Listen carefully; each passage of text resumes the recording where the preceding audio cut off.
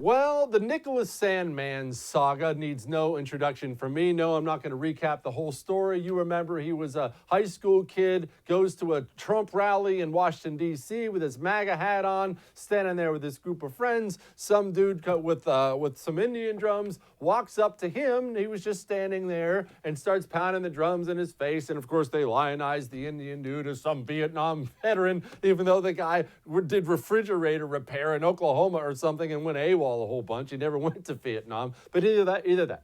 Be that as it may, the press weaponized itself in a way that I've rarely seen before. I won't say never seen before, but in a way that I've rarely seen before. We've all seen the personal destruction of people who get involved in politics in some way. Clarence Thomas, Brett Kavanaugh, we've all seen these things. But the media, like I've never seen, off of a picture or a little mini video, only showing the video of the Indian dude in Nicholas Sandmann's face, decided this guy was bullying the old guy. That's a white guy oppressing an Indian. That's a Trump supporter oppressing a liberal. Look at this smug look on this jerk's face. And without a second thought, without maybe confirming things, they went both barrels after Nick Sandmann. Remember this tweet from Bakari Sellers, CNN analyst. Quote, "He is deplorable. Some people can also be punched in the face." Former CNN contributor Reza Aslan said, quote, "Honest question, have you ever seen a more punchable face than this kid's?"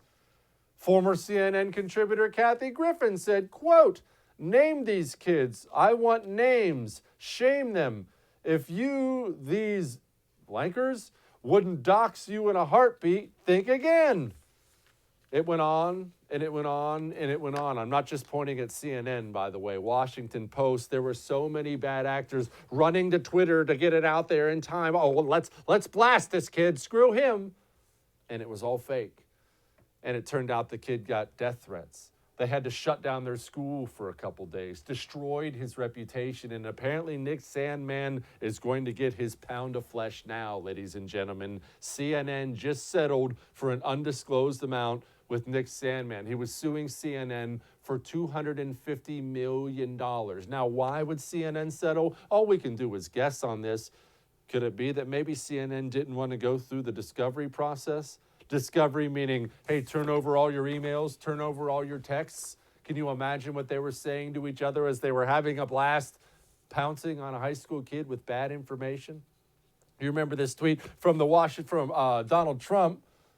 Quote, "The Washington Post ignored basic journalistic standards because it wanted to advance its well-known and easily documented biased agenda against President Donald J. Trump. Covenant student suing WAPO. Go get him, Nick. Fake news." See, Donald Trump egged him on, and Nicholas Sandmann apparently got an attorney who's a bulldog, and it's my understanding he is going after WAPO. He's going after a lot more people. Now, this is not necessarily about the Sandmann case. Is this the way we are going forward? Is this the path forward? Are people going to start turning the barrels back around and aiming them, obviously just figuratively, at the American media? Are they? You see, the American media is in a unique situation. The press has always had access to the public. They've always had the ability to speak to this guy or that guy, but it used to just be, just on the radio. You gather around the radio with Ma and Pa and your chocolate Ovaltine. Or then it got to TV. Newspapers, but these are small outlets. These can only get you for a small amount of time. We are now in the year 2020, and ladies and gentlemen, I have 150,000 Twitter followers. In one tweet, I can name somebody, shame somebody, and destroy somebody's reputation. And yes, while that's fun because I obviously only use it for immature laughs, that comes with a responsibility, doesn't it? Doesn't the media have new responsibilities now that they've never had before? I mean, surely they're not holding themselves to the same rules they used to hold themselves to when it was the Sunday morning paper. You need to exercise more restraint if you're in the American media today, because not only is it easier for you to reach a lot of people in a very short amount of time, It's also easy for your colleagues to join you and push all the same message because, oh, it's exciting. Oh, look at this. Oh, look at that Facebook post. Oh, send this one out on Instagram. Sooner or later, you've destroyed somebody. And what if it's wrong? What if it's wrong? It has become a powerful, powerful weapon. And until now, I haven't really seen the public take any steps to come back at them. I think this is a wonderful thing. No, I don't think every Tom, Dick, and Harry out there should sue the media every time there's a story that they don't like.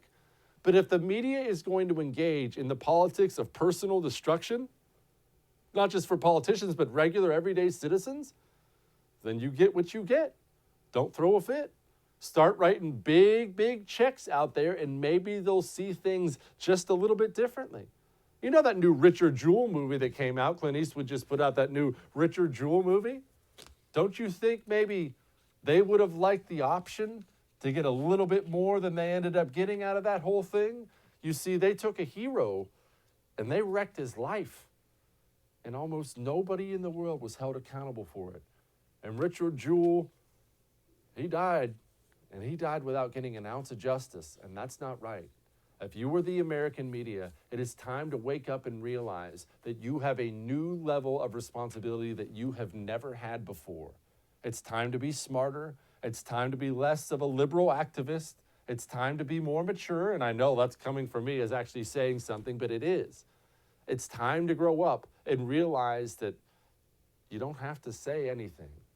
You don't have to tweet everything that comes into your head. You don't have to see a picture or a video and think, ooh, this is a good chance to get Trump. Screw him. Be more responsible. All of us need to be more responsible. Actually, I take that back. All of you need to be more responsible. I'm very responsible.